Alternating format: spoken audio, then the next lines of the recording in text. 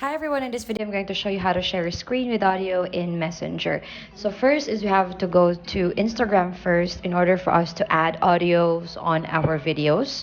So let's just do that. After choosing your your video, then add an audio on your video.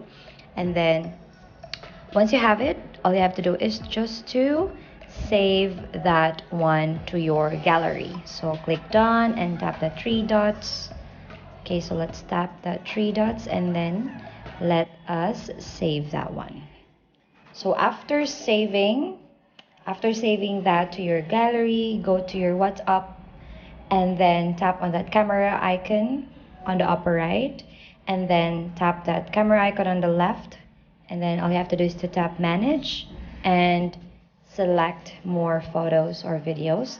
Then tap that video that has an audio from Instagram and tap it again. Then you'll be able to drag to which part of the video you wish to show, and then if you're done, then just tap this arrow button on the right. Okay, and then tap my status, toggle that on or check that, and then click send.